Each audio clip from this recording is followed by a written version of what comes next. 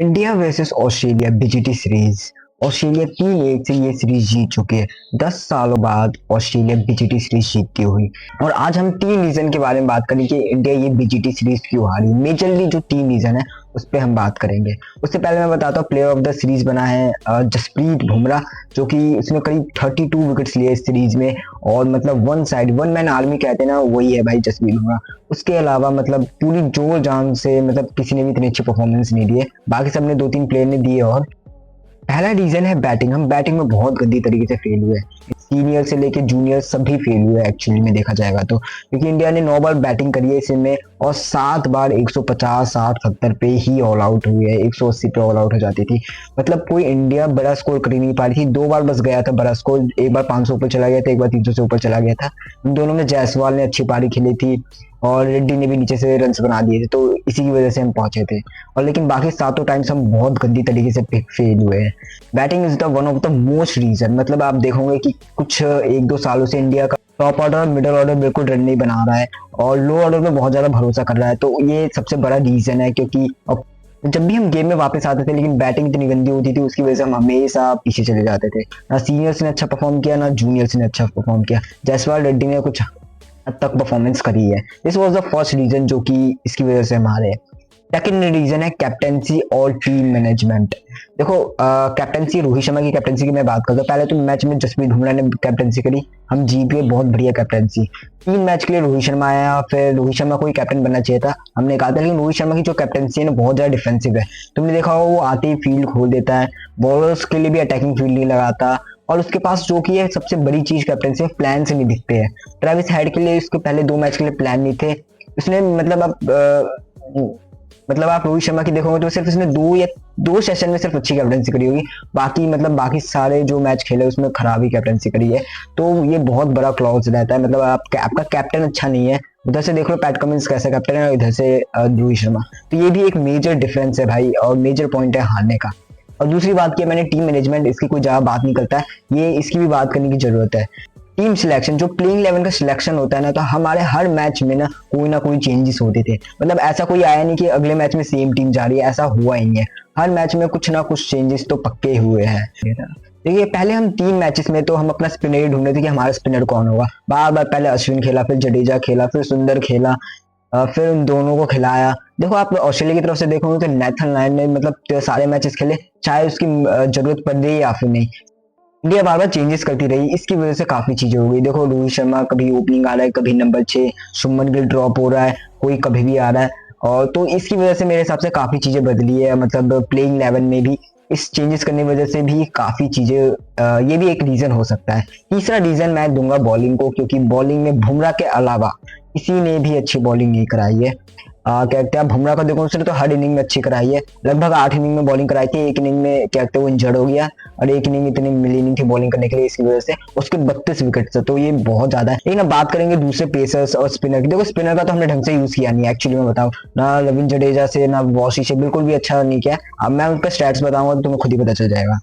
बाकी पेसर्स की बात करें, मोहम्मद सिराज, आकाशदीप, हर्षित राणा, प्रसिद्ध, जिसने भी बॉलिंग कराई है पेसर्स में, तो वो एक्चुअली बुमराह का वो साथ नहीं दे पाए जो देना चाहिए था। बुमराह हर इनिंग में 4 से 5 विकेट ले जा रहा है, लेकिन तो भी ऑस्ट्रेलिया 350, 400 इतने रन आसानी से बना पा रही है। तमाम मेन पेसर 5 विकेट हॉल ले रहा है, तो भी वो 400 रन जा रही है, तो इसका क्या फायदा है।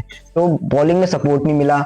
आप देखोगे सिराज भी 1-2 इनिंग में अच्छी बॉलिंग कराई है उसने अभी रिसेंटली, वरना तो ये भी अच्छी बॉलिंग करा ही नहीं रहा था। तो ये है बॉलिंग की वीकनेस। मेजरली 3 रीजन है हम बीजीटी सीरीज हारे हैं, और कोई और रीजन होगा तो तुम भी बताना, कोई मैं मिस कर रहा हूँ तो। अब मैं सारे इंडिविजुअल पे बात करूंगा कि सबने कैसा कैसा परफॉर्मेंस दी है। तो पहले हम स्टार्ट करते हैं captain the Rohit Sharma. Actually इसने 3 मैच में कैप्टनसी करी है, 2 हारा, 1 ड्रॉ हुआ है, 1 भी जीता नहीं है ऑस्ट्रेलिया में।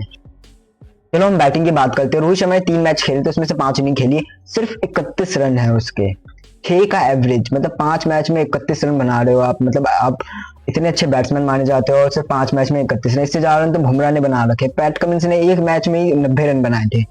ये है भाई Rohit Sharma. Rohit Sharma as a captaincy तो फेल हुआ है, लेकिन एज अ बैटर भी पूरी तरीके से फेल हो गया है। ये तुम्हें मानना ही पड़ेगा, एज रोहित फैन हो या फिर नहीं हो। सेकंड नंबर पे जायसवाल, ये हाई स्कोर बनाया है टीम इंडिया का, 391 रन बनाए, 43 का एवरेज है। मतलब इसने तो काफी रन बनाए हैं। तो बीच में 2 मैचेस में अच्छे से चला नहीं, लेकिन बाकी हर मैच में इसने लगभग रन बनाए। पहले मैच में बनाया, दूसरे मैच में फेल हो गया था। फिर इसने चौथे मैच और तीसरे मैच में रन बनाए हैं। पांचवें मैच में इतने रन नहीं आए, लेकिन इसने रन बनाए हैं। पहला टूर था, करीब 400 रन बना दिए। तो मेरे हिसाब से यशस्वी जायसवाल ने बहुत बढ़िया खेला है और इसको बैक करना चाहिए हमें, और ये तो करना ही पड़ेगा ऑफकोर्स। इसके अलावा चला ही कौन है, नीतीश रेड्डी को चल गया है। तीसरा प्लेयर आता है हमारा केएल राहुल, 276 रन विद 30 का एवरेज। देखो केएल राहुल शुरू में बहुत तगड़ा खेल रहा था, पहले 2-3 मैचेस की बात करेंगे तो बहुत बढ़िया तरीके से खेला, लेकिन उसके बाद वो वैसे ही अपनी फॉर्म में आ गया। केएल राहुल के लिए सबसे मेन बात है कंसिस्टेंट, हमेशा वो कंसिस्टेंट नहीं रहता और कभी रन्स बनाता है फिर रन्स नहीं बनाता। तो इसकी वजह से मतलब मैं इससे कह रहा था 1-2 पारी सी और अच्छी आ जाती, एक 50, एक 40, 70, 80, तो कह सकते थे ये तगड़ा मतलब बहुत अच्छी तरीके से गया है। लेकिन इसका सिर्फ 30 का एवरेज है। इसने परफॉर्मेंस दी है पर आधी परफॉर्मेंस दी है, आधी में नहीं दिया है, तो ठीक ही है इसका जो भी कहूंगे। केएल राहुल से वैसे भी लोगों को ज्यादा उम्मीद नहीं होती है, लेकिन हमने ज्यादा उम्मीद लगा ली थी। फिर आता है प्लेयर शुभमन गिल। इसने मतलब पहला और एक मैच खेला नहीं, इंजर्ड हो गया था, एक मैच में ड्रॉप हो गया था। इसने 5 इनिंग खेली, 93 रन बनाए हैं और 18 का एवरेज है। देखो इसको प्रिंस कहा जाता है, नंबर 3 पर खेलता है। तो क्या कहते हैं, नंबर 3 की वैल्यू बहुत ज्यादा होती है। नंबर 3-4 के आपको पता होगा टेस्ट में एंकरिंग का बहुत ज्यादा रोल होता है, ना वो एंकरिंग कर पाता है ना वो ज्यादा अच्छे से रन बना पा रहा है। आउटसाइड एशिया 91 रन जो बनाए थे ना उसने ऑस्ट्रेलिया में गाबा में, उसके बाद एक भी क्या कहते हैं 50 नहीं मारी है, करीब 20 इनिंग हो चुके हैं आउटसाइड एशिया मतलब सेना में मेजरली। तो शुभमन गिल का भी एक कंसर्न है, उसको रन्स बनाने पड़ेंगे। अब इंग्लैंड की सीरीज में मतलब बहुत लोगों का कॉल आने वाला है कि वो हट भी सकते हैं, तो इंग्लैंड में शुभमन गिल को परफॉर्मेंस देनी पड़ेगी, वो तो बात की देखी जाएगी। लेकिन इस सीरीज में बहुत गंदी तरीके से शुभमन गिल भी फेल हुआ है। फिर आते हैं विराट कोहली। इसने 9 इनिंग में 190 रन बनाया है और एवरेज 23 के आसपास का है। देखो विराट कोहली ने पहले ही मैच में सेंचुरी बना दी थी, फिर हमें लगा था टच में दिख गया अपने रन से बनाएगा, लेकिन विराट कोहली बार बार सेम गलती तरीके से आउट हो रहा है। इस बार 8 बार आउट हुआ है, 9 इनिंग में से 8 बार सेम तरीके से आउट हुआ है, मतलब ऑफ साइड ऑफ डिलीवरी पे। मतलब इतना कंसिस्टेंट हमने सोचा था रन में होगा, वो विकेट्स में देने लग गया है। तो ये एक बहुत बड़ी चीज है, मतलब विराट कोहली जैसे बड़े बैट्समैन भी रन नहीं बना पा रहे। सीनियर में रोहित भी नहीं बनाया, विराट ने भी रन नहीं बनाया। देखो रोहित तो लगभग हट ही चुका है टेस्ट से, लगभग अभी कंफर्म नहीं है, लेकिन विराट के लिए जो इंग्लैंड की सीरीज आने वाली है वो मेरे हिसाब से लास्ट सीरीज होने वाली है, और वो उसमें भी वैसी सेम तरीके से बार बार आउट हुआ, रन नहीं आए, तो इसका भी क्या कहते हैं करियर एंड हो सकता है। के बाद आता है ऋषभ पंत। इसके 255 रन भी है, लेकिन इसका एवरेज है सिर्फ 28 का एक्चुअली में। देखो ऋषभ पंत इस पूरे सीरीज में मतलब जैसी उम्मीद थी वैसा परफॉर्मेंस नहीं दिया है। लास्ट 2-3 इनिंग काफी बढ़िया खेली है इसने, मैं ये कहेंगे जो लास्ट इनिंग में जो 60 रन की पाली थी वो तगड़ी थी, लेकिन ये बीच में फंस गया था, अपना नेचुरल गेम नहीं खेल पा रहा था, मतलब बहुत ज्यादा कभी कभी डिफेंसिव हो रहा था अपना। अगर सारे मैच में वो नेचुरल गेम खेलता ना तो मेरे हिसाब से और अच्छा परफॉर्म कर सकता था। एक्सपेक्टेड के हिसाब से ऋषभ पंत ने बहुत कम परफॉर्मेंस दिए, थोड़े से 100 रन और ऐड होते तब कह सकते थे ऋषभ पंत वाला खेला इसने, बट यार तो भी इसने थोड़ी बहुत तो रन बनाए हैं एक्चुअली में, बाकी से तो ठीक ही है। फिर आता है हमारा प्लेयर जो कि पूरे सीरीज का पॉजिटिव रहा है और हमें एक फाइंड मिल गया, एक ऑलराउंडर नीतीश कुमार रेड्डी। इसने बैटिंग में तो 298 रन बनाए विद द एवरेज ऑफ 37 के एवरेज से बनाए। देखो बैटिंग ने इसमें से बहुत कमाल की, एक सेंचुरी भी याद डाल लगाई थी, लेकिन उसके लास्ट के 3 इनिंग में फेल हो गया था। लेकिन अगर उस मैच में भी थोड़े रन बना लेता तो ये सबसे हाई स्कोर भी बन सकता था, लेकिन इस सीरीज में बहुत बढ़िया खेला है, पहला टूर था, इतने रन बनाए और साथ में इसने 5 विकेट भी लिए। बॉलिंग एवरेज इसका 38 का है, मतलब बॉलिंग और बैटिंग एवरेज दोनों लगभग सेम ही का, ये कह सकते हो। बॉलिंग का इतना प्रॉपर यूज नहीं किया गया है नीतीश रेड्डी से, नहीं तो और अच्छा बॉलर बन सकता था। तो मेरे हिसाब से बड़ी फाइंड है, बहुत बढ़िया बैट्समैन है और बॉलिंग भी आप इसको और अच्छी करवा सकता है ये, तो नीतीश रेड्डी के लिए तो बिल्कुल बहुत बढ़िया खेला है इसने। फिर आता है रविंद्र जडेजा। देखो रविंद्र जडेजा को तीसरे मैच में लगाया था और चौथे 5वें 3 मैच खिलाए गए थे। उसने बैटिंग में सिर्फ 135 रन बनाए हैं और with the average of 27 something. लेकिन इसने पहले ही इनिंग में मतलब बड़ी पारी खेली थी 70-80 लेने के लिए, फिर इसके बाद लगातार इसके 4 फेलियर ही कह सकते हैं। फिर उसके बाद इसने कोई रन नहीं बनाए, इसके कैचेस भी छूटते थे वरना तो भी ये रन नहीं बना पाता था। इसने सिर्फ 4 विकेट लिया और इसका बॉलिंग एवरेज 54 का है, मतलब प्रॉपर तरीके से यूज भी नहीं हुआ और बॉलिंग भी इतनी खास करवाई नहीं है। तो भाई रविंद्र जडेजा को पहली बात तो खिलाया नहीं था, जब खिलाया तो इतनी भी अच्छी खास परफॉर्मेंस नहीं आई।